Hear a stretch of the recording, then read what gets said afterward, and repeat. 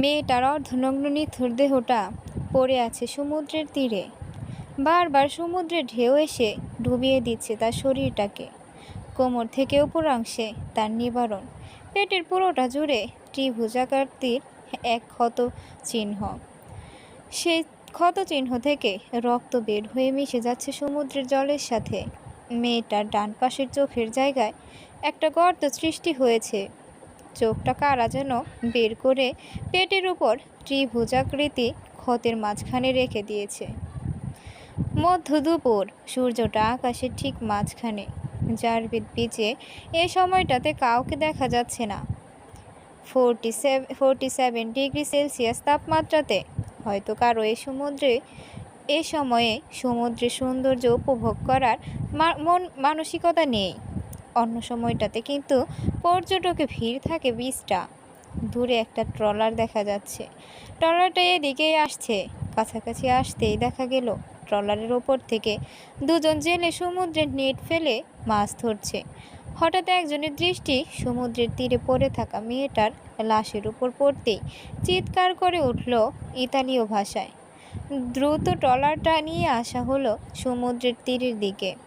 জেলে দুইজন লাশটাকে দেখে কি করবে বুঝতে পারল না। ভয়ঙ্কর দেখাচ্ছে লাশটা।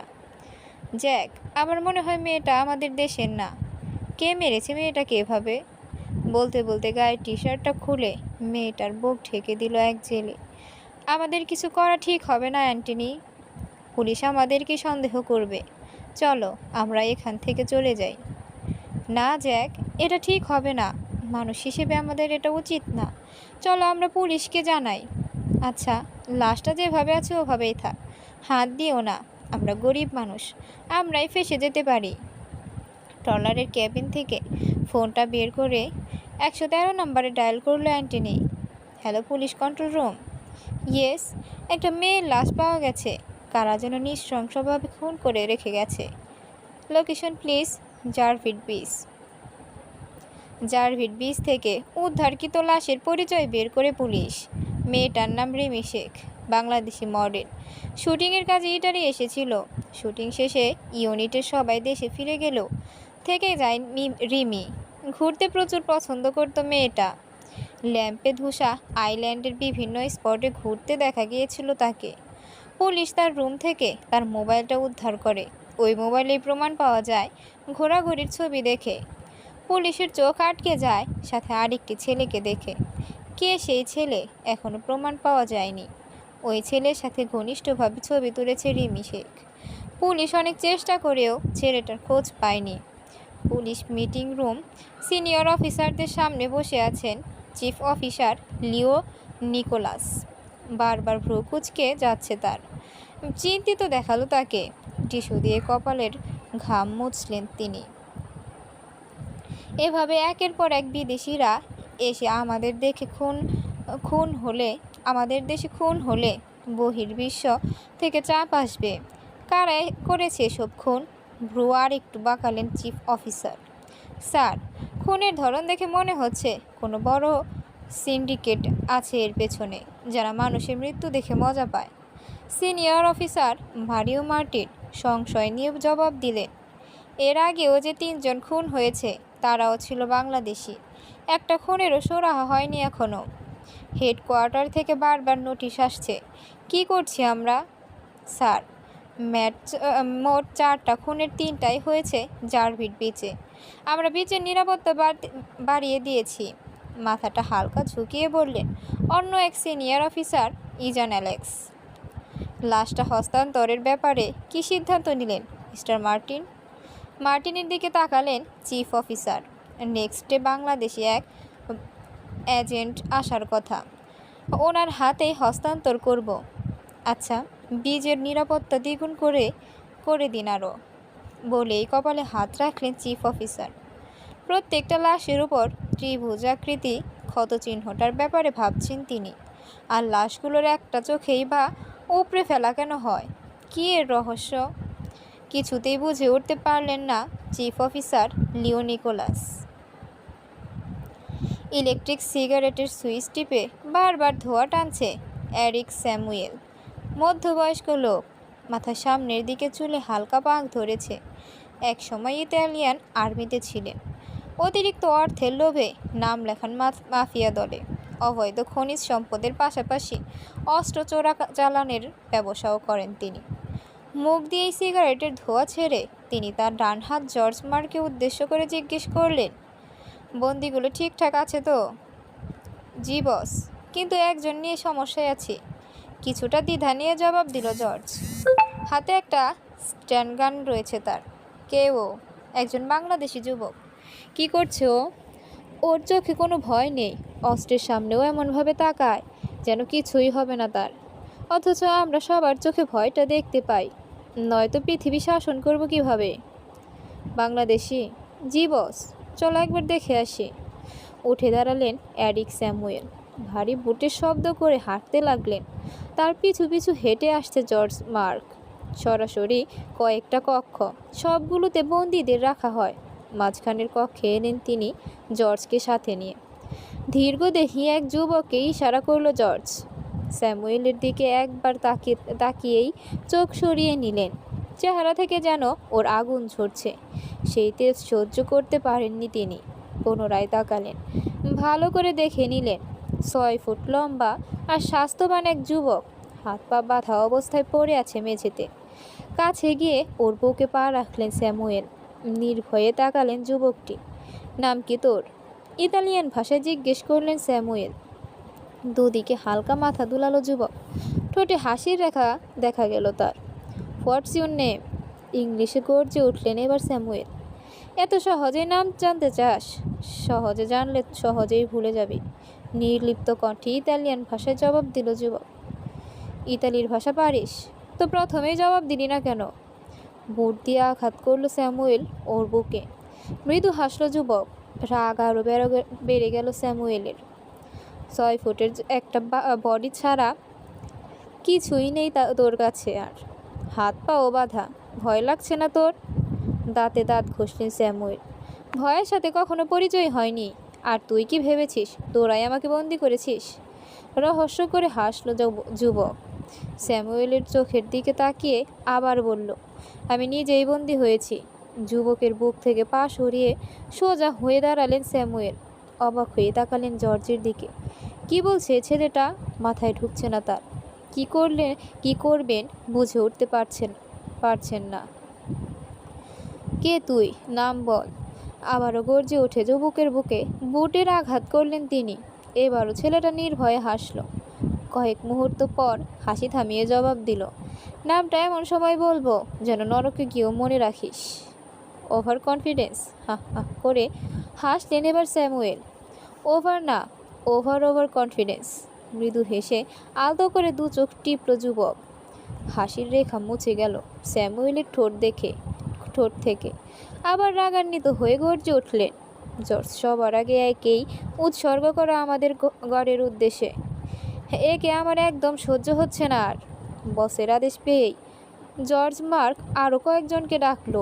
সবাই ধরে বন্দিকে বের করে আনলো কক্ষ থেকে। বাইরে একটা বড় দেওয়াল।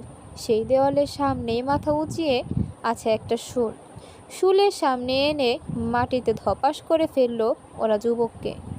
আবারও পায়ের ভারী বোট আর তার বুকের উপর রেখে দাঁতে দাঁত ঘষে এরিক স্যামুয়েল বললেন, তোকে এই শুলে চড়িয়েই মারবো। এত ভয় তোমাদের? হাত পা বেঁধেই শুলে চড়াবে? হাসল যুবক। স্যামুয়েল ইশারায় তার হাত পায়ের বাঁধন খুলে দিতে বললেন জর্জকে।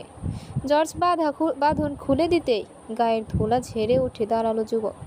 দুহাত দুদিকে প্রসারিত করে এমনভাবে আলস্য ভাব কাটালো যেন এইমাত্র ঘুম থেকে উঠেছে সে। দুহাত এবার কোমরে রেখে জর্জের উদ্দেশ্যে বলল, জর্জ, একটু জল খাওয়াতে পারবা বৎস? জর্জকে স্যামুয়েলের দিকে তাকাতে দেখে যুবক আবার বলে উঠল, থাক ভয় পেলে দরকার নেই। একটু পরই তো শুলে চড়ব।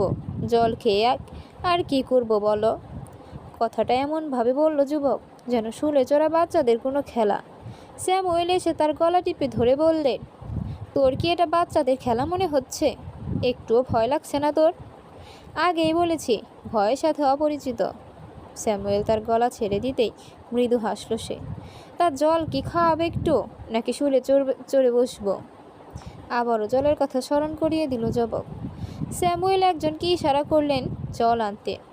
কয়েক মুহূর্ত পর লোকটা জলের একটা বোতল এনে যুবকের হাতে দিল। জলের বোতল হাতে নিয়েই সে সবার দিকে তাকালো। এই মুহূর্তে ওরা মোট 8 জন আছে, স্যামুয়েল এবং জর্জ সহ। স্যামুয়েল ছাড়া বাকি সবাই সশস্ত্র, অস্ত্র তাক করে আছে ওরা তার দিকে। সে বোতলের ছিপি খুলে ঢক ঢক করে অর্ধেক গিলে ফেলল। বাকি অর্ধেক দিয়ে মাথাটা ঝুঁকিয়ে হাত পরিষ্কার করার ভান করে বাম হাত থেকে একটা পাতলা গ্লাভস সরালো সে। গ্লাভসটা সে হাতে পড়েছে সেটা খুব কাছ থেকে না দেখলে কেউ বুঝতে পারবে না। এক হাত দূরে থেকে দেখলেও মনে হবে ওটা হাতের স্কিন। গ্লাভসটা সরাতেই ভেতর থেকে বেরিয়ে এলো একটা ব্লেড।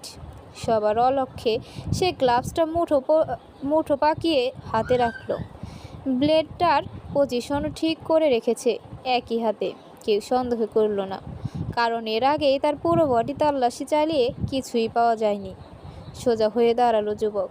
হাতের খালি বোতলটা ফেরত দেওয়ার ভান করেই ক্ষিপ্ত গতিতে ব্লেড চালালো সে জর্জের গলায়। বোবা আর্তনাদ বের হলো শুধু ওর মুখ বেয়ে। তার আগেই ওর স্ট্যান্ড গানটা চলে এসেছে যুবকের হাতে। জর্জের শরীরটাকে দেয়াল করে সে এবার ঠাড়া করে স্ট্যান্ড গান চালাতে লাগলো। মুহূর্তেই সব খতম, শুধু বেঁচে আছেন স্যামুয়েল। ভয়ার্ত দৃষ্টিতে তাকালেন তিনি যুবকের দিকে। কি করবেন বুঝে উঠতে পারছেন না। হঠাৎ ঝাঁপ দিয়ে একটা বন্দুক তুলে নিতে চাইলে তার আগেই ডাইভ দিয়ে বন্দুকটি তুলে নিল দুধর্ষ যুবক। তারপর বন্দুক দিয়ে জোরে আঘাত করলো স্যামুয়েলের মাথার ডান পাশে। ফিনকি দিয়ে রক্ত বের হলো ডান কানের ওপর থেকে। ঢলে পড়লেন তিনি নিচে। যুবক এবার তার বুকে পা রেখে বন্দুক তাক করলো কপাল বরাবর। শান্ত কণ্ঠে বলল, তোর গোপন কক্ষের চাবি দে। কে তুমি? স্যামুয়েলের চোখে মুখে ভয় ফুটে উঠল। চাবি দিতে বলছি, একটু কড়া শোনালো এবার যুবকের কণ্ঠ। স্যামুয়েল একটা চাবি বের করে তার হাতে দিতেই হাসি ফুটে উঠল তার মুখে। তারপর বন্দুকের ট্রিগার টানার আগে বলল, এবার নরকে গিয়ে মনে করতে থাকবে আমার নাম আদনান, নির্বীর Adnan, spy of Bangladesh secret intelligence BSI। কথা শেষ করেই গুলি চালালো আদনান। নিঃশ্বাস বন্ধ হওয়ার আগে স্যামুয়েল উচ্চারণ করলো, এখনও সব শেষ হয়ে যায়নি। তুমি বাঁচতে পারবে না ওদের হাত থেকে। ওদের অস্তিত্ব পুরো পৃথিবী জুড়ে। আদনান কেবল মৃদু হাসল। চোখ বন্ধ হয়ে গেল স্যামুয়েলের। বন্দুকটা ছুঁড়ে ফেলে সে স্যামুয়েলের পকেট থেকে একটা মোবাইল বের করে BSI চিফ মাসুদ পারভেজের নাম্বারে ডায়াল করে। হ্যালো স্যার, আদনান বলছি। How are you my boy? Always okay sir. Mission is over. No my boy, mission is start now. যার পিছে বাংলাদেশে এক মডেল খুন হয়েছে, ওর লাশটা দেশে আনার দায়িত্ব তোমার, আর এই কাজটা করতে হবে গোপনে। ওকে স্যার, আপনি অল ইনফরমেশন আমাকে মেইল করে দিন। আর তুমি যে স্বর্ণের মূর্তিটা উদ্ধার করেছ ওটা কোথায়? এখনো হাতে পাইনি। স্যামুয়েলের গোপন কক্ষে ওটা। সাবধানে রেখো, ওটা বাংলাদেশের সম্পদ। জি স্যার। ওপাশ থেকে ফোন কেটে দিল BSI চিফ। আদনান পা চালালো স্যামুয়েলের গোপন কক্ষের দিকে। ও মাই গড, আপনি আব্দুস সামাদ? আরেকবার হাতের পাসপোর্টটা চেক করে সামনের লোকটার দিকে তাকালো সিনিয়র অফিসার মারিও মার্টিন। কপালে বিন্দু বিন্দু ঘাম জমতে শুরু করেছে তার। জি, আমি আব্দুস সামাদ। রিমি শেখের লাশটা আমার হাতে হস্তান্তর করার কথা, কিন্তু আপনার নাম আর পাসপোর্ট দেখে অলরেডি একজন লাশটা নিয়ে গেছে। কে ও? হোয়াট? কি বলছেন এসব? আপনারা ভেরিফাইড না করেই কি লাশ তুলে দিলেন তার হাতে? দেখুন, একটা লাশ নিয়েও যে এমন হবে তা আসলে ভাবতে পারিনি। আর যিনি আপনার নামে পাসপোর্ট নিয়ে এসেছিলেন তারটাও ছিল আসল পাসপোর্ট। আমরা সত্যি দুঃখিত মিস্টার সামাদ। কিছুক্ষণ ক্ষোভ ছেড়ে হন হন করে বেরিয়ে গেল আব্দুস সামাদ। ওয়েব আর্নাসের প্রতিনিধি আব্দুস সামাদ বের হয়ে যাওয়ার পর পুলিশ অফিসার জোফেস মার্শাল ঢুকলো মারিও ম্যাটিনের কক্ষে। সারার একটা লাশ পাওয়া গেছে। সাগরের মাঝখানে ভাসতে দেখা গেছিল লাশটাকে। লাশের পকেটে তার পাসপোর্ট পাওয়া যায়। একজন অস্ট্রেলিয়ান সে। আর রিমি শেখের সাথে ছবিতে ঘনিষ্ঠভাবে যাকে দেখা যায় ইনিই সে। চিন্তিত দেখালো মারিও মার্টিনকে। কি বললেন বুঝতে পারলেন না। স্যার, অদ্ভুত ব্যাপার হচ্ছে, এই লাশটারও বুকে ত্রিভুজাকৃতির ক্ষতচিহ্ন পাওয়া যায়, আর একটা চোখ উপড়ানো। আবারও বলে উঠল তরুণ পুলিশ অফিসার। লাশ কোথায় এখন? জিজ্ঞাসা করলেন মারিও মার্টিন। মর্গে। আচ্ছা, আপনি এখন যান। বেরিয়ে গেল জোফেস মার্শাল। চিন্তিত হয়ে ভাবলেন মারিও মার্টিন, এভাবে একের পর এক খুন হচ্ছে কেন? সব খুনই একই পদ্ধতিতে করা হচ্ছে। কারা করেছে এই খুন? একটা ছকের সবগুলো খুনের বর্ণনা লিখলেন তিনি। মোট 5টা খুনের 4টাই বাংলাদেশি, শেষেরটাও অস্ট্রেলিয়ান। তারও বাংলাদেশের সাথে কোনো না কোনোভাবে সম্পর্ক রয়েছে। বাংলাদেশি মডেলের সাথে তার রিলেশন ছিল। তবে কি কেউ বাংলাদেশের খুব বড় ধরনের ক্ষতি করতে চায়? কপালের ঘাম মুছলেন মারিও মার্টিন। পরন্ত বিকেল। সূর্যটা মমতাময়ী মায়ের মতো নরম হয়ে গেছে। দক্ষিণ দিক দিয়ে হাওয়া বইছে। আদনান দাঁড়িয়ে আছে জারবিট বিচে। লেয়ার স্পাইক করা মাথার চুল, পরনে নীল কালারের স্যুট, চোখে দামি সানগ্লাস আর হাতে একটা স্মার্ট ওয়াচ। দেখেই মনে হবে কোনো সুন্দরী রমণীর জন্য অপেক্ষা করছে সে। কিন্তু না, হাতে কোনো কাজ না থাকলে পরিপাটি হয়ে থাকতেই পছন্দ করে সে। ভালো লাগে সুন্দর স্পটগুলোতে ঘুরে বেড়াতে। আজও হাতে কিছুটা সময় পেয়েছে, তাই ঘুরতে চলে এসেছে জারবিট বিচে। সাথে রিমি শেখের ডেট স্পটটাও দেখা হয়ে যাবে। রিমি শেখের লাশটা এখনও তার গাড়িতেই আছে। সকালে ওয়েজ আর্নাসের প্রতিনিধি আব্দুস সামাদের পরিচয় দিয়ে নিয়ে এসেছে লাশটা। কিন্তু লাশটার ব্যাপারে এত গোপনীয়তা কেন? একজন মডেলই তো সে। এর বাইরে কি আরও পরিচয় আছে ওর? লাশটা গাড়ির ভেতর লক করে রেখে জারবিট বিচে চলে এসেছে ও। অপেক্ষা করছে বসের পরবর্তী নির্দেশ না আসা পর্যন্ত। ফোনটা বেজে উঠল আদনানের। বসের কথা ভাবতেই ফোন এলো তার। অনেক দিন বাঁচবে আরও বুড়োটা।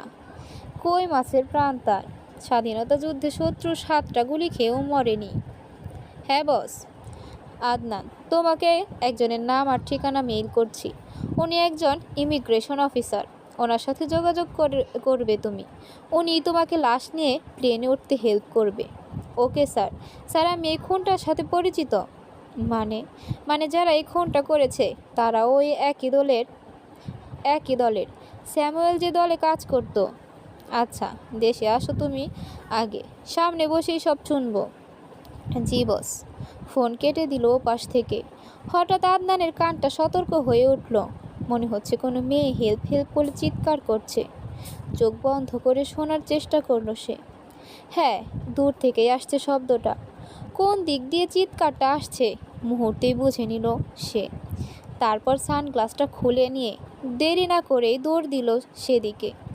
চিৎকারটার কাছে চলে এলো। মেয়েটারও নজর পড়ল তার। দাঁড়িয়ে পড়ল আদনান মেয়েটাকে দেখে। মেয়েটা এসে তার পেছনে লুকিয়ে কাঁধে 2 হাত রেখে ভরসা খুঁজল। আলতো করে 2 চোখ টিপে মেয়েটাকে ভরসা দিল আদনান। সামনে কয়েকজন এসে দাঁড়িয়েছে ছোড়া হাতে। ইতালিয়ান ভাষায় জোরে জোরে চিৎকার করে ওকে সরে যেতে বলল, কিন্তু ও সরল না। তখন একজন ক্ষিপ্ত বেগে এসে ছোড়া চালালো ওর উপর। পিছন দিকে কিছুটা ঝুঁকে গেল সে। ছোড়াটা চলে গেল তার চোখের আধ ইঞ্চি সামনে দিয়ে। আবার যখন ছুরি চালাতে চাইল হামলাকারী, তখন তার হাতটা ডান হাতে শক্ত করে ধরে বাঁ হাতের কনুই দিয়ে জোরে আঘাত করলো আদনান তার থুতনিতে। মুখ থেকে ওর ছিটকে বেরিয়ে এলো 2টো দাঁত। ছোড়াটাও চলে এসেছে আদনানের হাতে। পেছন থেকে আরও 2জন ছোড়া হাতে মারতে এলে আদনান জোরে পা চালালো আরেকজনের পেটে। সে গিয়ে পড়ল ওই দুইজনের উপর। 3 জনই পড়ে গেল নিচে। আরও একজন দাঁড়িয়ে আছে। সে হতভম্ব হয়ে দেখছে সঙ্গীদের চিৎপটা। কিন্তু পরক্ষণে সেও এগিয়ে আসতে চাইল আদনানকে মারতে। আদনান হাতের ছোড়াটা ছুঁড়ে মারল ওর বাহু লক্ষ্য করে। অব্যর্থ লক্ষ্য। ছোড়াটা গিয়ে লাগলো ওর বাহুতে। চিৎকার করে উঠল সে। নিচে পড়ে থাকা তিনজন উঠে আবার মারার জন্য আসতে চাইলে আদনান হোলস্টার থেকে তার গ্লক 19 হ্যান্ড গানটা বের করে ফাঁকা জায়গায় গুলি করলো দুবার। পা আর সামনে এগুলো না ওদের। দু হাত উপরে তুলে স্যারেন্ডারের ভঙ্গিতে পিছু হটতে লাগলো ওরা। পিছনের মেয়েটার দিকে নজর দিল এবার আদনান। মেয়েটা মাথা নিচু করে আছে। দেখে মনে হচ্ছে না এতক্ষণ সে একটা ভয়াবহ মুহূর্ত ফেস করেছে। মনে হচ্ছে বাঙালি মেয়ে। সন্দেহ মুক্ত হতে আদনান জিজ্ঞেস করলো, বাঙালি? জি, শান্ত কণ্ঠে জবাব দিল মেয়েটা। ওরা আপনার পিছু লাগছে কেন? জানি না, চিনি না আমি ওদের। এখানে কি করছেন একা? সাথে কেউ নেই? আমি নিউজ 36 বিডি চ্যানেলের নিউজ রিপোর্টার অদিতি সাহা। আমি Adnan, Nibir Adnan. Nice to meet you. আমাকে একটু আমার অ্যাপার্টমেন্টে পৌঁছে দিতে পারবেন মিস্টার আদনান? ওহ, নিবিড়। নিবিড় বলেই ডাকবেন।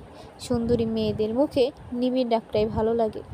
মৃদু হাসলো আদনান। মেয়েটাও লজ্জা পেয়ে মৃদু হাসলো। হয়তো এমন প্রশংসা সে আশা করেনি। তা যাবেন কোথায়? জিজ্ঞেস করলো আদনান। ঠিকানা বলল অদিতি। চলুন। পা বাড়ালো আদনান। গাড়ির পাশে এসে সামনের সিটে বসতে বলল আদনান তাকে। অদিতি মাথাটা চুলকিয়ে বলল, পেছনে বসি আমি। ঠিক আছে, বসুন। গাড়ির লক খুলে দিল আদনান। অদিতি ভেতরে বসতে গিয়ে চিৎকার করে বাইরে বেরিয়ে এলো। আদনান হেসে বলল, এজন্যই বলেছিলাম সামনে বসতে। এটা কার লাশ? ভয়ে ভয়ে প্রশ্ন করলো অদিতি। বাংলাদেশে একটা মেয়ে, কারা যেন খুন করে রেখে গেছে ওকে। ওকে দেশে নিয়ে যাওয়ার দায়িত্ব পড়েছে আমার উপর। ভয়ে ভয়ে বসলো অদিতি আদনানের পাশে। আদনান তার ওয়াচের টাইমটা দেখে নিয়ে সানগ্লাসটা লাগালো চোখে। তারপর গাড়ি স্টার্ট দিল। বিএসআই চিফ কিছু একটা লুকাচ্ছেন আদনানের কাছে। একটা মডেল মেয়ের লাশ নিয়ে এত গোপনীয়তা কেন? ও কি শুধুই মডেল, নাকি আরও পরিচয় আছে ওর? প্রশ্নটা বারবার ঘুরপাক খাচ্ছে আদনানের মাথায়।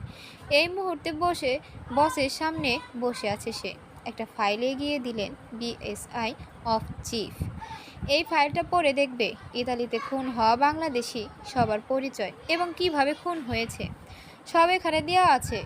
খুনগুলোর রহস্য কী, প্রত্যেকটা খুনের সাথে কোনো সম্পর্ক আছে কি না খুঁজে বের করবে। এখানে আরও 2 জনের খুনের ডিটেলস বলা আছে। ওই দুটো খুন হয়েছে বাংলাদেশের কক্সবাজার জেলার এক দর্শনীয় স্থানে। ফাইলটার কাভারে একবার চোখ বুলিয়ে নিল আদনান।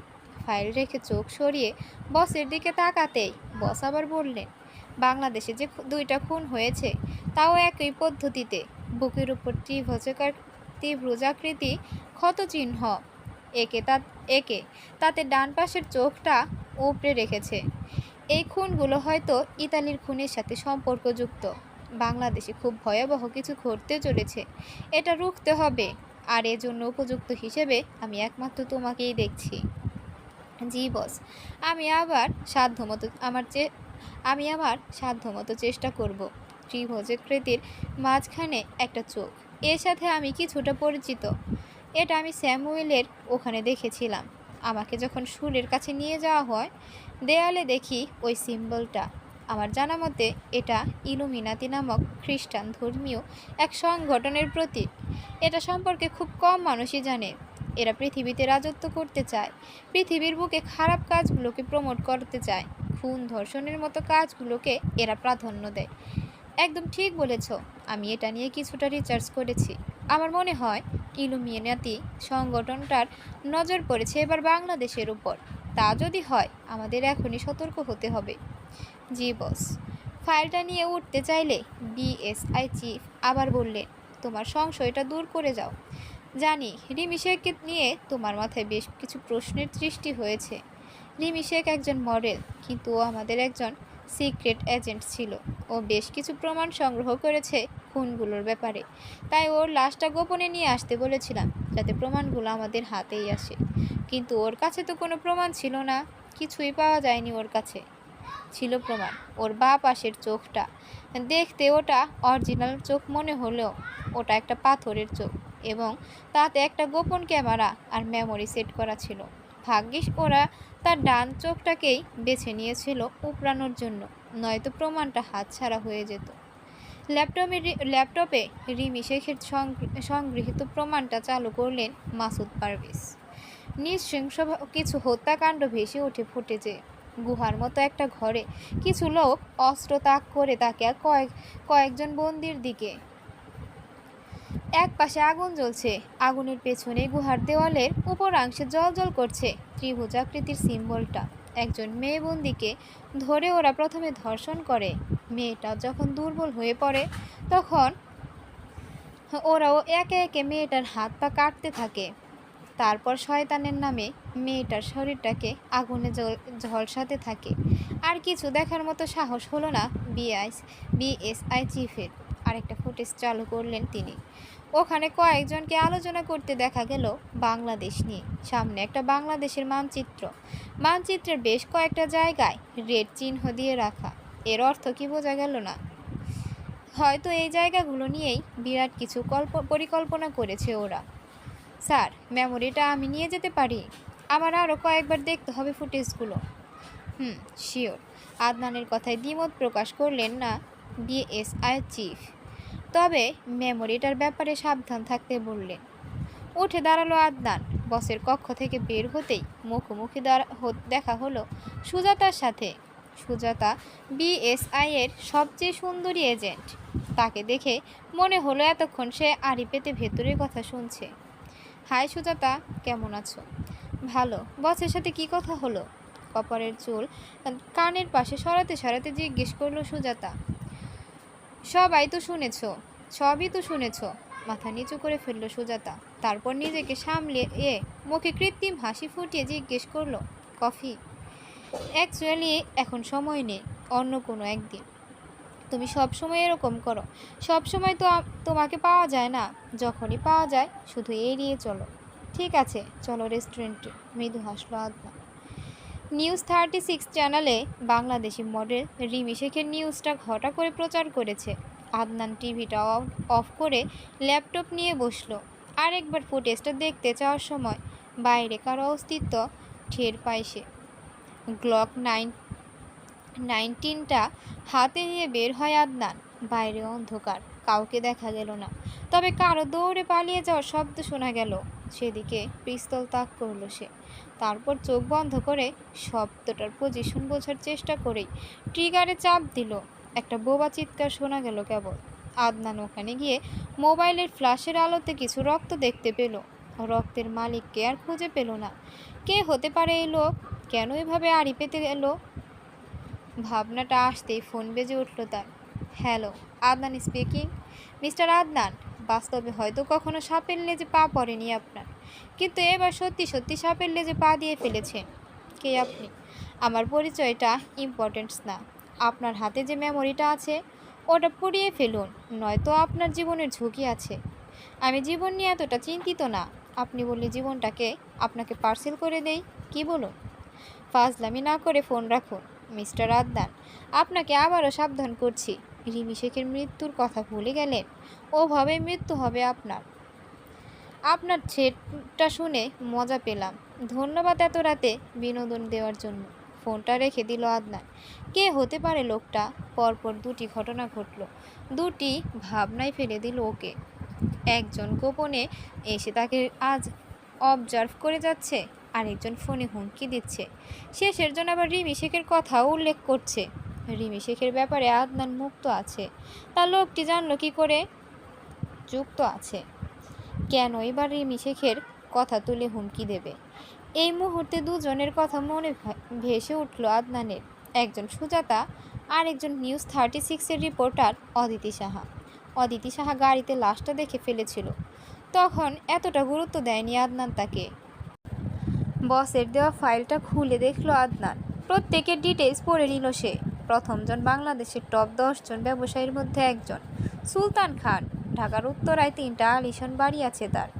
অবসর সময়টুকুতে পরিবারকে সাথে নিয়ে ঘুরতে যান। এবারও গিয়েছিলেন ইতালিতে। ওখানেই এক সময় তাকে গায়েব করে ফেলে কারা যেন। 2 দিন পর তার লাশ পাওয়া যায়। দ্বিতীয়জন একজন টিভি চ্যানেলের মালিক। ইতালিতেই থাকতেন বেশিরভাগ সময়। তারও একই পরিণতি হয়। তৃতীয়জন বাংলাদেশি এক বিশেষ দূত সরকারের কাজে ইতালিতে গিয়েছিল, ওখানেই লাশ হতে হলো। চতুর্থজন রিমি শেখ, বাংলাদেশি মডেল। পঞ্চম যে ব্যক্তিটি, উনি বাংলাদেশেই খুন হন। কক্সবাজার জেলার এক বিশিষ্ট রাজনীতিবিদ কুদুম গুহা নামে এক দর্শনীয় স্থানে তিনি একইভাবে খুন হন। আদনান সবগুলো খুন নিয়ে আরেকবার ভাবল। প্রত্যেকে আলাদা আলাদা পেশার লোক এবং প্রত্যেকে সাধারণ কেউ নয়। এর মানে বাংলাদেশের বিশেষ একটা দিককে কোনো পরাশক্তি দুর্বল করে দিতে চাইছে। কারা এই শক্তি? ইলুমিনাতি। ফোনে থ্রেড দেওয়া লোকটার কথা মনে পড়লো তার আবার। লোকটা সিলেটি, কথাবার্তায় তার সিলেটি একটা টান ছিল। সে যে হোক না কেন, সে লোকটা খুব ভালোভাবেই চিনে হয়তো আদনানকে। যেভাবে মিস্টার আদনান উচ্চারণ করছিল লোকটা, মনে হচ্ছিল আদনান মানেই পরাশক্তিরও পরাশক্তি। ভাবতে ভাবতেই হাতের স্মার্ট ওয়াচটা অ্যালার্ম দিল। ইটস স্প্লিলিং টাইম। ওয়াচটা খুলে পাশে রাখলো আদনান, তারপর লাইট অফ করে শুয়ে পড়ল। ক্রিং ক্রিং করে কলিং বেল বাজতেই দরজা খুলে দিল। একটা 23-24 বছরের যুবতী। কাকে চাই? জিজ্ঞেস করলো মেয়েটি। এটা কি সুলতান সাহেবের বাসা? জি, আমি ওনার ডেথ নিয়ে কিছু কথা বলতে চাই। আমার নাম আদনান। নিজের আইডেন্টি দেখালো আদনান। ভেতরে আসুন। আদনান ভেতরে ঢুকলে মেয়েটি বলে, বসুন, আমি মাকে পাঠাচ্ছি। আচ্ছা। আদনান বসলো। কিছুক্ষণ পর এক মধ্যবয়স্ক মহিলা এসে বসলো তার সামনে। কি জানতে চান বলুন। আসলে আমি জানতে চাচ্ছি, উনি গায়েব হয়ে যাওয়ার আগে কোথায় ছিলেন? আমাদের সাথেই ছিলেন। আমাদেরকে হোটেল রুমে রেখে উনি বের হয়েছিলেন। কোনো বিশেষ কাজে বের হয়েছিলেন? না, আমরা ওখানে ঘুরতে গিয়েছিলাম। কি কাজ থাকবে ওখানে? কোনো পরিচিত কেউ ছিল? কে থাকবে? কেউ ছিল না। তাহলে কি কাজ থাকতে পারে?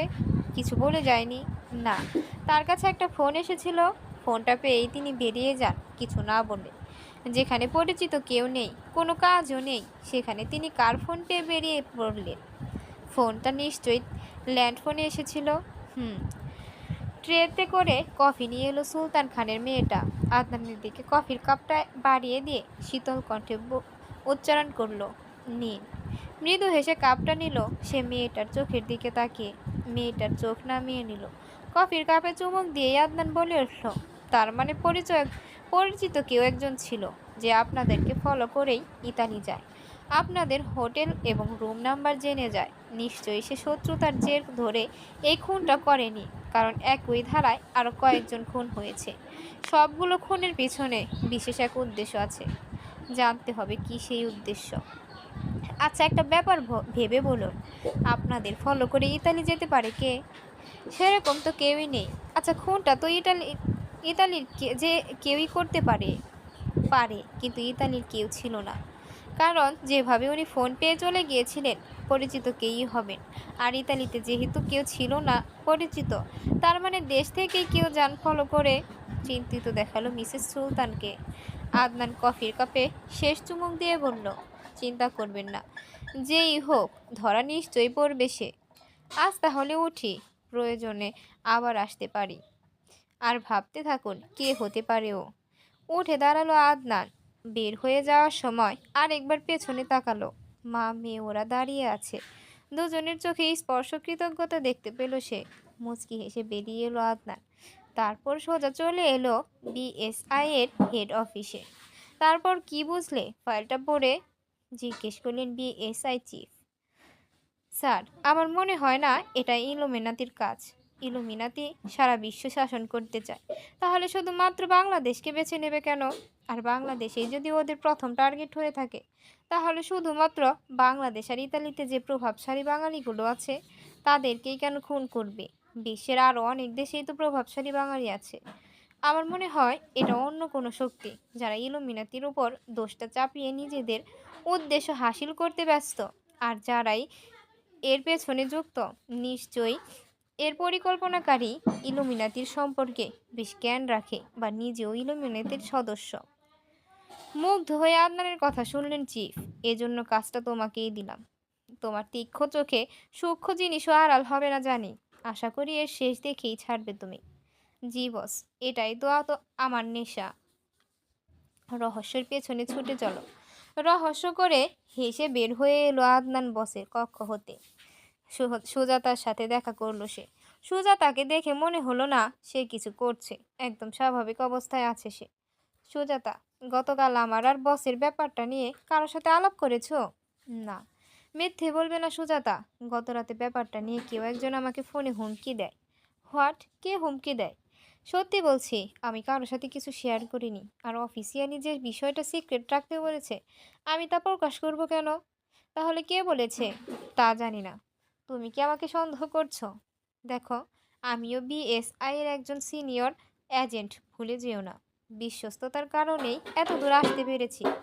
ঠিক আছে, সরি। কফি চলবে? হুম। কষ্ট দিয়ে আবার ঢং করছো? মুখটা মলিন করে ফেলল সুজাতা। তুমি রাগলে তোমার চেহারাটা মনে হয় যেন শান্ত সকালে বৃষ্টির ধরা।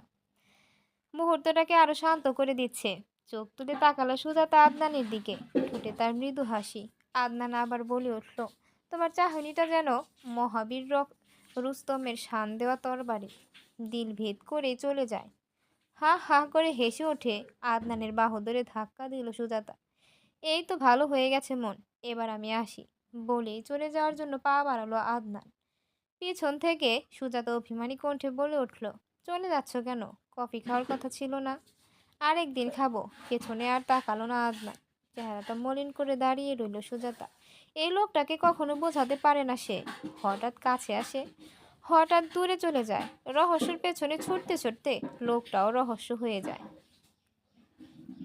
চ্যানেল 36-এ আরেকটা খুনের ব্যাপারে সংবাদ প্রচার করেছে। খুনটা হয় ঢাকায়।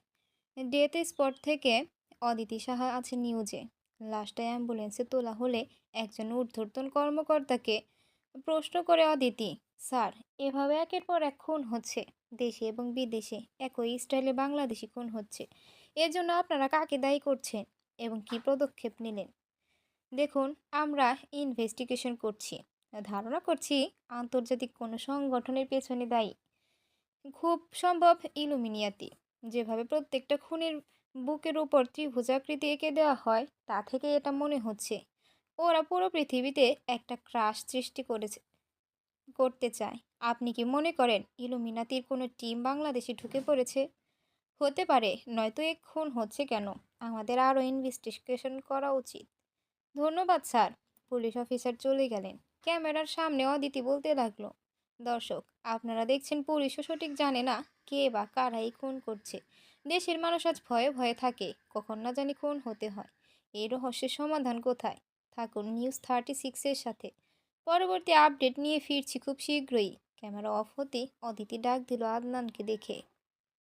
হেই নিবিড়। মৃদু হেসে এগিয়ে এলো আদনান। ইতালির নিউজ রিপোর্টার হঠাৎ বাংলাদেশে? ভালো লাগে না আর বিদেশে, রিস্কের জায়গা। ওই দিনের ঘটনা বসকে বলেই দেশে শিফট হয়েছি। দেশেই কাজ করব এখন থেকে। দেশেও যে রিস্ক নেই কে বলল? ওদের পরবর্তী টার্গেট তো তুমিও হতে পারো। বাদ দাও তো, আর ভয় দেখিও না। কেমন আছো বলো? ভালো। চলো আমার অ্যাপার্টমেন্টে গিয়ে কথা বলি। কাছেই আমার অ্যাপার্টমেন্ট। রুকুজকে তাকালো আদনান অদিতির দিকে। আরে আমি একা থাকি, চলো। হাত ধরে টানলো অদিতি আদনানকে, যেন বহুদিনের পরিচয় দুজনের মাঝে। এর আগে কেবল একবারই দেখা হয়েছে। চলো। হাঁটতে লাগলো আদনান অদিতির আশেপাশে। এয়ারপোর্ট থেকে বের হতেই একটা মার্সিডিস এসে থামলো লুই সেক্টরের সামনে। মার্সিডিসের দরজা খুলে দিল ভেতর থেকে একজন। গায়ের সুটটা ঠিকঠাক করে সানগ্লাসটা চোখ থেকে খুলে ভেতরে বসলো মিস্টার হেক্টর। ভেতরের লোকটা হেক্টরের সহযোগী মাইকেল কার্ক, আফ্রিকান বংশোদ্ভূত। আর হেক্টর হলেন আমেরিকান। সব কাজ ঠিকঠাক চলছে তো? ইংরেজিতে জিজ্ঞেস করলো হেক্টর। জি বস, আমরা সব প্ল্যান মতো করছি, কিন্তু সমস্যা করেছে দেশের মিডিয়াকে ঠিক সামলে নেব। আমরা এখন কোথায় যাব? কুদুম পাহাড় নামক এক পাহাড়ে। ওখানে আমাদের গোপন আস্তানা আছে। শুনেছি স্যামুয়েলকে যে খুন করেছে সে একজন বাংলাদেশি। জি বস, ছেলেটা ঠিকানা বের করো। বাংলাদেশে প্রথম এসেছি, ওর মাথাটাও সাথে নিয়ে যাব। ছেলেরা ঢাকায় থাকে বস। আমরা এখন কক্সবাজারে। ঢাকায় আমাদের লোক নেই। আছে, ওদেরকে জানিয়ে দেব আমি ছেলেটার ব্যাপারে। ওরা খোঁজ নেবে। গুড। ড্রাইভার আর ওই স্পিডে চালাও গাড়ি। ক্লার্কের নির্দেশ পেয়ে হাওয়ার গতিতে মার্সিডিজ ছুটালো ড্রাইভার। শাওয়ার ছেড়ে বাথরুম থেকে টাওয়েল পরে বের হলো অদিতি। হাতের খালি কফির কাপটা সামনে রাখতে রাখতে ওর দিকে চেয়ে রইল আদনান। দুষ্টুমি করে হাসলো অদিতি। চোখের ইশারায় প্রশ্ন করলো, এভাবে কি দেখছো? কিছু না, দুদিকে মাথা নেড়ে হাসলো আদনান। অদিতি পাশে এসে বসলো তার। হাঁটু থেকে নিচের অংশটা নিবারণ অদিতির। একবার দৃষ্টি দিয়েই চোখ সরিয়ে নিল আদনান। অদিতি ধীরে ধীরে মুখটা আদনানের মুখের উপর আনলো। ফিসফিস করে বলল, আমি তোমার হতে চাই। তোমার সাহসিকতার প্রেমে পড়েছি আমি। মৃদু হাসলো আদনান। এই হাসির কি অর্থ ভেবে পেল না অদিতি। ফিস ফিস করে আবার বলল, টাওয়ালটা টান দিয়ে খুলো আর আমাকে তোমার করে নাও। আবারও মৃদু হেসে আলতো করে ধাক্কা দিয়ে অদিতিকে সোফায় ফেলে দিল আদনান। তারপর উঠে দাঁড়িয়ে চলে যেতে যেতে বলল, পরে দেখা হবে। নিবিড়। ধ্যাত। পেছনে অদিতির হতাশ কণ্ঠ শোনা গেল।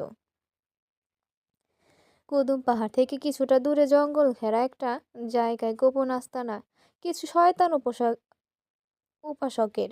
শয়তানের প্রতিমা বানিয়ে তার সামনে মাথা ঝুঁকে দাঁড়িয়ে কয়েকজন উপাসনা করছে। ভেতরে ঢুকলো লুইস হেক্টর আর মাইকেল ক্লার্ক। ওরা ঢুকতেই উপাসনার তরা কুর্নিশ করে সরে দাঁড়ালো। হেক্টর আর ক্লার্ক মাথা ঝুঁকলো এবার প্রতিমার সামনে। প্রতিমার বুকে একটা ত্রিভুজ আকৃতির চিহ্নের মাঝে একটা বড় চোখ আঁকা। সেই চোখে চুমু দিয়ে হেক্টর শান্ত কণ্ঠে বলল, প্রভু, মৃত্যুর পর আমার এই আত্মাটা তুমি নিয়ে নিও। শুধু পৃথিবীর বুকে আমার আধিপত্য করতে চাই। অসার প্রতিমা ঠায় দাঁড়িয়ে রইল। আরো কয়েকজন ঢুকলো ভেতরে, সাথে একটা বন্দি মেয়ে। মেয়েটার দিকে তাকিয়ে ও রূপ যৌবন চোখ দিয়ে চেটে নিল হেক্টর। আলাদা কক্ষে নিয়ে যাও মেয়েটাকে, নির্দেশ দিল হেক্টর। মেয়েটা চিৎকার করতে থাকলো। হেক্টর তার গালটা আলতো করে ঠোঁটটা বাঁকিয়ে ইংরেজিতে বলল, চিৎকার করছো কেন বেবি? তোমাকে নিয়ে একটু ফুর্তি করব। তারপর তোমার আত্মাকে চিরমুক্তির ব্যবস্থা করে দেব। শয়তানের নামে তোমাকে বলি দেওয়া হবে। হাঁ হাঁ করে হেসে উঠল হেক্টর। মেয়েটা তার ইংরেজি বুঝতে না পেরে ভয়ার্ত দৃষ্টিতে তাকিয়ে রইল। একজন বাংলাভাষী লোক হেক্টরের কথা বাংলায় বুঝিয়ে দিল মেয়েটাকে। তারপর কয়েকজন ধরে মেয়েটাকে আলাদা একটা কক্ষে ঢুকিয়ে দিল। একই কক্ষে ঢুকে দরজা বন্ধ করে দিল হেক্টর। ভেতর থেকে মেয়েটার চিৎকার ক্ষীণ হয়ে আসতে শুরু করলো। আগের দিন যতটুকু কৌতূহল নিয়ে কথা বলেছিলেন সুলতান খানের স্ত্রী আর মেয়ে, আজ তার বিন্দুমাত্র আগ্রহ নেই। আদনানকে দেখেই কেমন যেন মুখ মলিন হয়ে গেল তাদের। দেখুন, আমার বাবা মারা গেছে, এটা আমরা স্বাভাবিকভাবেই মেনে নিয়েছি। আমরা চাই না আপনি আর বিষয়টাকে নিয়ে ঘাটাঘাটি করুন। সুলতান খানের মেয়ে রিজিয়া খানের দিকে তাকালো আদনান। চোখ নামিয়ে নিল রিজিয়া। কেমন যেন অস্বস্তিতে আছে মেয়েটা। একদিনের কি এমন হলো যে এদের মানসিকতা পাল্টে গেল? আপনাদের সন্দেহে কে কে আছে বলুন। হাল ছাড়লো না আদনান।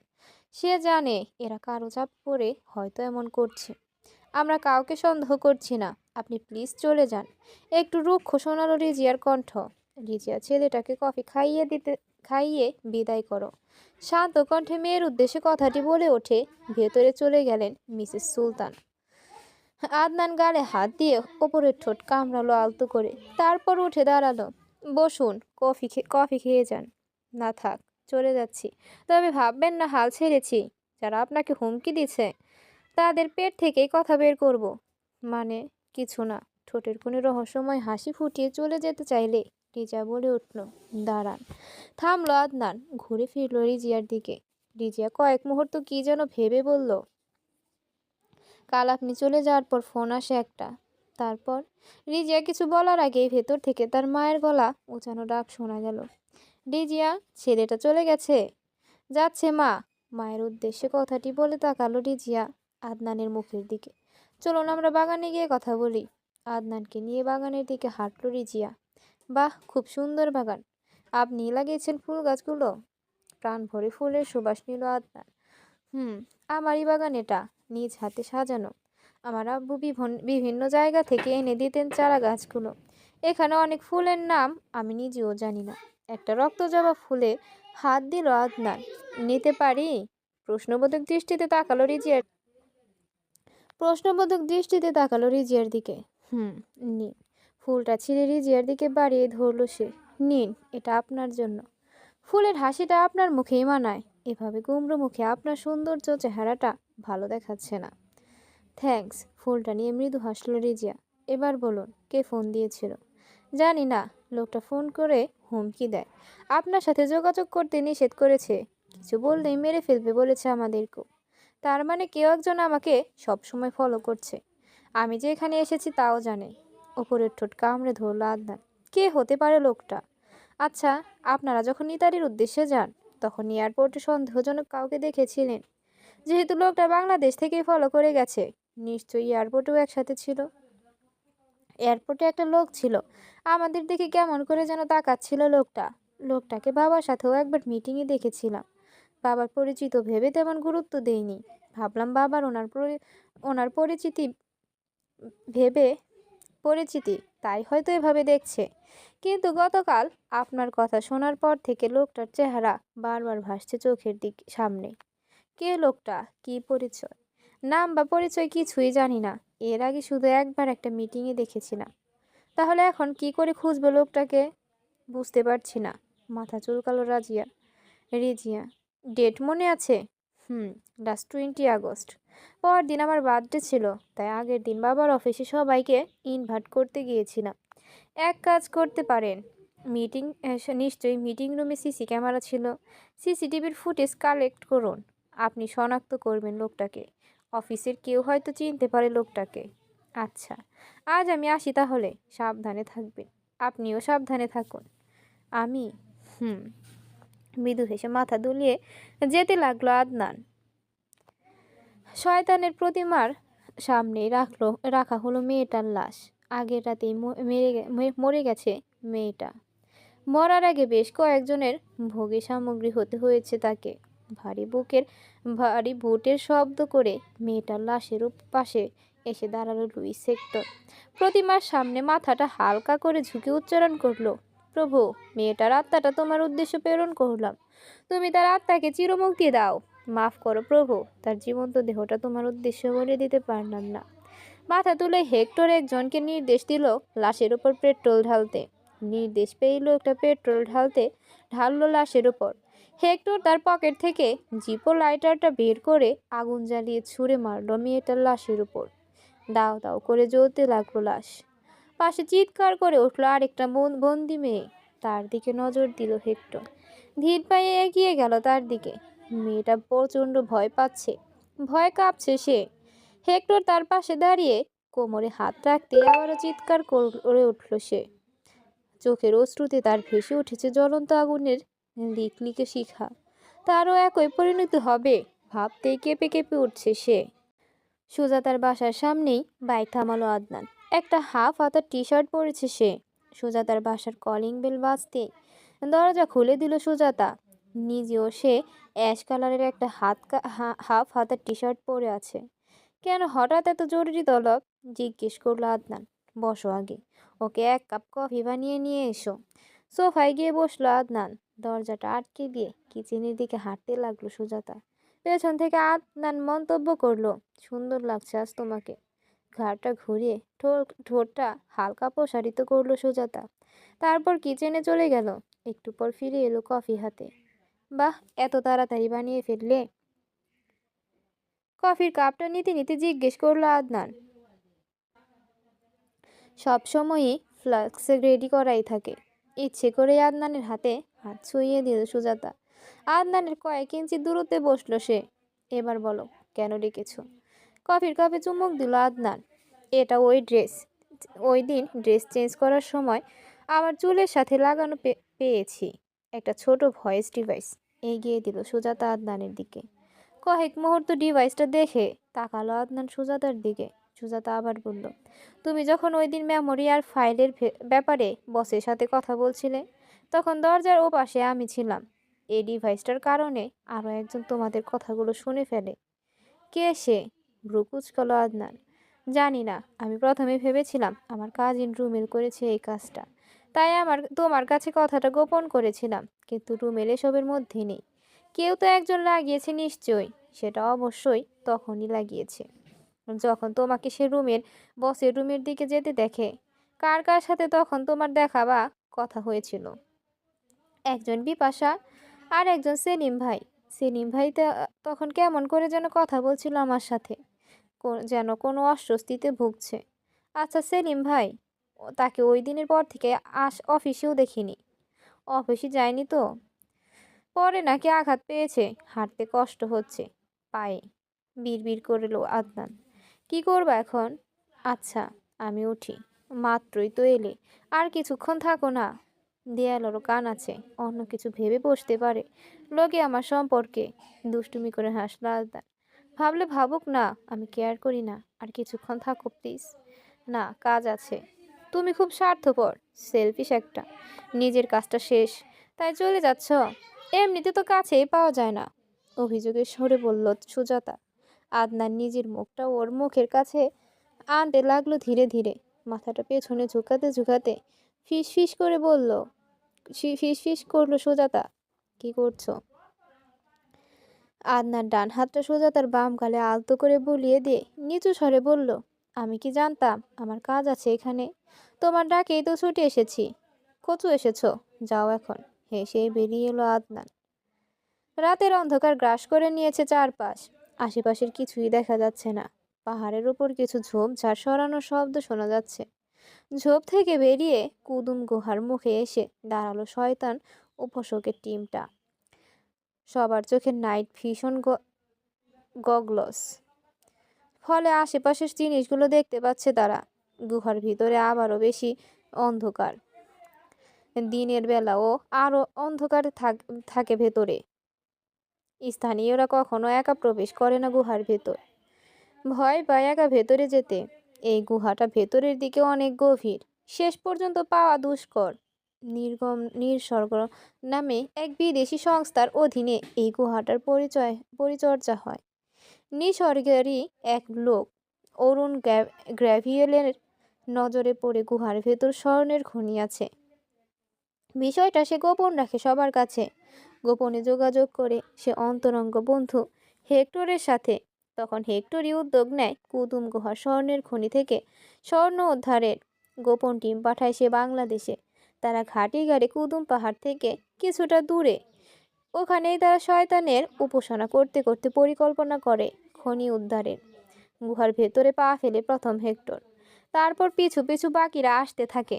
ভেতরে হাঁটু পরিমাণ পানি, পানির উপর দিয়ে হাঁটার সময় কলকল শব্দ শোনা যাচ্ছে। ভেতরে এতই অন্ধকার যে টর্চের আলো নুইয়ে যায়। কিছু লাইট ভিশন গগলস চোখে পড়ায় ওরা কিছুটা সুবিধা করতে পারছে। ওদের অস্বস্তি ঢের ঢের বেয়ে বাদুড়ে প্রাণীগুলো ছোট ডানা মেলে উড়তে থাকে। ভেতরের দিকে হাঁটতে থাকে ওরা, বাদুড়ের আক্রমণ সহ্য করে। অনেকটা ভেতরের চলে আসে ওরা। এবার পয়জন প্রুফ জ্যাকেট আর মাস্ক পরে নিল, কারণ এরপর যে বাদুড়ে প্রাণীগুলো আছে সেগুলো বিষাক্ত। বিষাক্ত প্রজাতিটা হেক্টরি পাঠিয়েছে এখানে। নেট দিয়ে পার্টিশন করা হয়েছে এই জায়গাটাতে। নেটের ওপাশে বাদুড়ে প্রজাপতিগুলো বিষাক্ত। ওদের স্পর্শেই সারা বডিতে বিষ ছড়িয়ে যেতে পারে। কিন্তু পয়জন প্রুফ জ্যাকেট আর মাস্ক পরায় শয়তান উপসকদের কিছুই হলো না। কয়েকটা লাশ ভাসছে জলের উপর। শেষে যে মেয়েটাকে নিয়ে হেক্টর ফুর্তি করেছিল তার লাশটাও এখানে ভাসছে। বিষাক্ত বাদুড়গুলোর খাবার এগুলো। মৃত লাশগুলো খেয়েই বাঁচে প্রজাতিটা। কিছু দূর গিয়ে আর একটা নেট পাওয়া গেল। এটা বিষাক্ত প্রাণীগুলোর শেষ সীমানা। এই জালের ওপাশে আর কোনো বিষাক্ত প্রাণী নেই। মূলত এখানকার লোকগুলোকে ভয়ে ভয়ে রাখার জন্য এই অবস্থা করেছে তারা, গ্র্যাভিলিয়ানের সহায়তায়। মৃত্যু ভয়ে কেউ আর এদিকটায় আসে না। ওদের উদ্দেশ্য হাসিল হয়ে গেলে বিষাক্ত প্রাণীগুলোর বিষ সরিয়ে আবার আগের মতো করে দেবে ওরা। দ্বিতীয় নেটটা পেরিয়ে এলো ওরা। আরও কিছুটা গভীরে হেঁটে এসে থামলো সবাই। একটা পয়েন্টে ইশারা করে ইংরেজিতে বলে উঠল গ্র্যাভিয়েল, এখানে আছে খনিটা। আরও কিছু দূর গেলে পাওয়া যাবে একটা তেলের খনি। একদিন জলের ওপর তেল ভাসতে দেখেই আমার সন্দেহ হয়। তখন আমি একাই অনেক দিন ধরে মাটি খনন করে নিজের সন্দেহ দূর করি। খুব ভালো কাজ করেছ। হে সেই বন্ধুর পিঠ চাপড়ে দিল হেক্টর। গ্রেভিয়েল আবার বলতে শুরু করলো, তখনই আমি ভেবে নিয়েছি এই পুরো কুদুম গুহাটাই একটা খনি। তারপর একদিন এই স্বর্ণের খনিটাও আবিষ্কার করি। কিন্তু আমার একার পক্ষে এই বিরাট কাজটা গোপনে করার সামর্থ্য ছিল না। তাই বন্ধু হিসেবে তোমার কথা প্রথম মনে পড়ল। সেজন্য আমি তোমার কাছে চিরকৃতজ্ঞ বন্ধু। তোমার কথা মতে এই 50% ভাগ তোমাকে দেওয়া হবে। দুই বন্ধু একসাথে হাসলো। তারপর কয়েকজন পানির নিচের মাটি সরাতে লাগলো একটা বিশেষ যন্ত্র দিয়ে। প্রায় 5 মিনিটেই ভূগর্ভের অনেকটা মাটি সরিয়ে দেয়াল তুলল জায়গাটার চারপাশে। তারপর পানি সেচ করে আরো গভীরে মাটি খনন করে পৌঁছে গেল ওরা খনি পর্যন্ত। স্বর্ণের সোনালি আভা চোখের গগলসে চিক চিক করে উঠল। এক খণ্ড স্বর্ণ হাতে নিল হেক্টর। তারপর নাক দিয়ে ঘ্রাণ নিল লোভাতুর দৃষ্টিতে। ওখানকার সব স্বর্ণ উপরে তোলার নির্দেশ দিল হেক্টর। মনে মনে ভেবে নিল, জায়গাটা সহজে হাতছাড়া করা যাবে না। শয়তান প্রভুর আশীর্বাদে এবার সে পুরো পৃথিবীতে আধিপত্য করবে। এখানকার প্রত্যেকটা জায়গায় সে খনি খুঁজবে। আজকে আমাদের কাজ এ পর্যন্তই। স্বর্ণ সব উপরে তোলা হলে মন্তব্য করলো হেক্টর। তারপর সবাইকে নিয়ে ফিরতি পথ ধরল। নেটের ভেতর ওরা যখন প্রবেশ করলো, হেক্টর দাঁড়িয়ে গ্রেভিয়েলকে বলল, বন্ধু, প্রাণীগুলো কেমন চিক চিক করে ডাকাডাকি করছে দেখছো? হয়তো ওদের খাবারের ভাগে কম পড়ে গেছে। কেন? মেয়েটার লাশ পড়ে আছে তো, আরো কয়েকটা লাশ আছে। এই কয়েকটা লাশ আর কয়দিনই বা খেতে পারবে ওরা? তুমি ওদের খাবার হয়ে যাও না।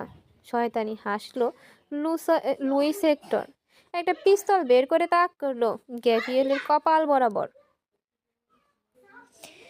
এমনিতেই গুলির আওয়াজ গুহার বাইরে যাবে না, তবুও সাবধানতার জন্য পিস্তলের প্রেশার লাগিয়ে নিল সে। গ্রেভিয়েলকে কিছুই বলার সুযোগ না দিয়ে গুলি করলো কপালে। একটা আর্তনাদ করে পানিতে ধপাস করে ঢলে পড়ল গ্রেভিয়েলের দেহটা। মেয়েটার লাশের পাশে কিছুক্ষণ ছটফট করতে করতে নিস্তেজ হয়ে গেল সে। তখন হেক্টর তার লাশের উপর একটা লাথি মেরে বলল, শালা 50% ভাগ চাস। পর মুহূর্তে প্রসঙ্গ ঘুরিয়ে বলল, এভাবে আরও একজনকে প্রাণীগুলোর খাবার বানাতে চাই। ক্লার্ক স্যামুয়েলের খুনির সন্ধান মিলেছে, গর্জে উঠল হেক্টর ক্লার্কের উদ্দেশ্যে। জি বস, ওর নাম নিবিড় আদনান। আমাদের এক বাংলাদেশি সহযোগী ওর পরিচয় দিয়েছে আমাদের কাছে। খুব দুধর্ষ লোক, সহজে হার মানে না। একাই নাকি 1000 শত্রুর মোকাবেলা করতে পারে একসাথে। যেমন বুদ্ধিমান তেমনি তেজি। চুপ কর শালা অবৈধ বিড়াল, তোর মুখে শত্রুর প্রশংসা শুনতে চেয়েছি। হেক্টরের ধমক শুনে চুপ করে গেল মাইকেল ক্লার্ক। হেক্টর একজনকে আদেশ করল গ্রেভিয়েলের শরীর থেকে পয়জন প্রুফ জ্যাকেট আর মাস্ক খুলে নিতে। আদেশ পেয়েই ভৃতের মতো আদেশ পালন করলো লোকটা। কি করে পেলেন আঘাতটা? সিঁড়ি থেকে পা পিছলে পড়ে গেছিলাম। ঢাকা মেডিকেল হাসপাতাল থেকে এসেছি আমি। যে ডাক্তারটা আমার চিকিৎসা করেছেন তিনি তো অন্য কথা বলেছেন। আন্দাজে ঢিল ছুড়ল আদনান। হাসপাতাল থেকে আসেনি সে। কি করে পেলেন আঘাতটা? সিঁড়ি থেকে পা পিছলে পড়ে গেছিলাম। ঢাকা মেডিকেল হাসপাতাল থেকে এসেছি আমি। যে আর ডাক্তারটা আপনার চিকিৎসা করেছেন তিনি তো অন্য কথা বলছেন। আন্দাজে ঢিল ছুড়ল আদনান। হাসপাতাল থেকে আসেনি সে, সুজাতার বাসা থেকে সোজা এখানে এসেছে। কিন্তু সেলিম ভাইয়ের মুখটা ফ্যাকাশে হতে শুরু করলো তার কথা শুনে। মুখটা নিচু করে ফেললো সে। আদনান বুঝলো ঢিলটা ঠিক জায়গায় গিয়ে লেগেছে। তার মানে সিঁড়ি থেকে পড়েননি আপনি, গুলি লেগেছিল। চমকে তাকালো সেলিম ভাই আদনানের দিকে। আদনান উঠে বলল, আর গুলিটা নিশ্চয়ই আমার পিস্তলের ছিল। কি বলছো এসব? অস্বীকার করলো সেলিম ভাই। ঠিকই বলছি। ওই দিন রাতে আপনি আমার বাসায় গেছিলেন গোপনে, আর আমি বের হতেই পালিয়ে যাচ্ছিলেন। আমি গুলি করি তখন। কি আশ্চর্য, আমি কেন তোমার বাসায় যাব? তুমিই বা কেন গুলি করবে? সেটা আপনিই ভালো করে জানেন। কেন করলেন এসব? কি যা তা বলছো? তুমি কি এ সময় এই অবস্থায় আমার সাথে ফাজলামি করতে এসেছো? রেগে যেতে শুরু করলো সেলিম ভাই। আদনান তাকে শান্ত হতে বলে বলল, আপনার পায়ের ব্যান্ডেজ করলে প্রমাণ হয়ে যাবে। আপনাকে আমি খুবই সম্মান করতাম বয়সে বড় হিসেবে। কেন করলেন এসব বলুন? সুজাতার চুলের সাথেই বা কেন গোপন ডিভাইস লাগিয়েছিলেন? মাথা নিচু করে চুপ হয়ে রইল সেলিম ভাই। আসলে টাকার লোভে পড়ে আমি এই কাজটা করেছি। খানিক চুপ থেকে বলল সেলিম ভাই। কে দিয়েছে টাকা? সিলেটের এক লোক বিশাল অঙ্কের টাকার অফার নিয়ে এসেছিল। বিনিময়ে তোমার কাছ থেকে মেমোরিটা উদ্ধার করতে দিতে হবে। তার মানে আমাকে যে লোকটা ফোনে হুমকি দিয়েছিল সে নিশ্চয়ই। লোকটার অ্যাড্রেস? সেলিম ভাই লোকটার অ্যাপার্টমেন্টের ঠিকানা দিল আদনানকে। আদনান বেরিয়ে আসে সেলিম ভাইয়ের ঘর থেকে। বাইক স্টার্ট দিতেই ফোন বেজে উঠল তার। হ্যালো, আমি রিজিয়া বলছি। আপনার সাথে কথা আছে। আমি ওই লোকটার পরিচয় জানতে পেরেছি। আচ্ছা, আমি আপনার বাসার রাস্তা দিয়েই যাব। রাস্তায় দাঁড়ান আপনি। আচ্ছা। ফোন কেটে দিল পাশ থেকে। বেশ কিছুক্ষণ দাঁড়িয়ে আছে রিজিয়া। এখনও এলো না লোকটা। কিছুটা অস্বস্তি বোধ করছে সে। কয়েকবার আদনানকে ফোন দিতে গিয়েও দিল না। তবে এবার আর থাকতে না পেরে ফোন দেওয়ার সিদ্ধান্ত নিল। ফোনটা বের করে ডায়াল অপশনে চাপ দেওয়ার আগেই তার চোখে পড়ল আদনানের বাইকটা। কাছাকাছি আসতেই স্পিড বাড়িয়ে দিচ্ছে সে বাইকে। রিজিয়া কিছুটা অবাক হলো। বাইকের স্পিড কমানোর কথা। আদনান বাড়লো কেন? আদনান আর বাইক থামালো না। দ্রুত বেগে রিজিয়াকে পাশ কাটানোর আগে এক হাতে রিজিয়ার একটা হাত ধরে শূন্যে তাকে পাক খাইয়ে বাইকের পেছনে তুলে আনলো। সাথে সাথে আড়াল থেকে গর্জে উঠল একটা বন্দুক। সাই করে একটা গুলি চলে গেল রিজিয়ার ডান কানকে পাশ কাটিয়ে। আর একবার গুলির শব্দ শোনার আগেই নিজের গ্লক 19টা বের করে গুলি করলো আদনান আতইতাকে লক্ষ্য করে। একটা বিল্ডিংয়ের আড়াল থেকে গুলি করছিল আততায়ী। পাল্টা আক্রমণ দেখে সাবধান হয়ে যায়। ততক্ষণে বাইকটা অনেকটা দূরে ছুটিয়ে আনে আদনান আতয়াইয়ার কাছ থেকে। রিজিয়া ভয়ে কাঁপছে। শক্ত করে জড়িয়ে ধরে আছে সে আদনানকে। আদনান তাকে অভয় দিল। আর ভয় নেই। রিজিয়া নিজেকে সামলে নিল ধীরে ধীরে। আদনান বাইকের গতি কমিয়ে আনতেই পেছন থেকে আবার তাড়া করলো শত্রু। এবার একটা মাইক্রো নিয়ে তাড়া করছে তারা। ভেতর থেকে কয়েকজন একসাথে গুলি করছে ওদের লক্ষ্য করে। আদনান হাই স্পিডে বাইক ছুটালো। রিজিয়া চোখ বন্ধ করে কোমর পেঁচিয়ে ধরলো। চোখ খোলার সাহস পাচ্ছে না সে। চোখ খুললেই বুঝি কোনো একটা অ্যাক্সিডেন্ট হয়ে যাবে। একটা চিকন গলিতে বাইক ঢুকিয়ে নিয়ে আদনান শত্রুর গতি রুখে দিল। গলির অন্য মাথা থেকে বের হয়ে ওরা ভিন্ন পথ দিয়ে এলো একটা অ্যাপার্টমেন্টে। দরজায় ঠোকা দিল। ভেতর থেকে কারো সাড়া পাওয়া গেল না। রিজা তখনও হাঁপাচ্ছে। এভাবে মৃত্যুকে সে কখনো কাছ থেকে দেখেনি। আদনান দরজাটা এবার হালকা ঠেলা দিলেই খুলে গেল খটখট শব্দ করে। ভেজানো ছিল দরজাটা। ভেতরে ঢুকেই ওরা চমকে যায় দুজনেই। একটা লাশ পড়ে আছে উল্টো চিত হয়ে। লাশের রক্তে লাল হয়ে গেছে ফ্লোর। আদনান লাশের বডিটা ঘোরাতেই রিজিয়া চিৎকার করে উঠল। আরে এই লোকটাই তো সেদিন এয়ারপোর্টে ছিল। এই লোকটাই? শিওর এই লোকটাই। হ্যাঁ, ওনার পরিচয় বলতেই আপনাকে ফোন দিয়েছিলাম।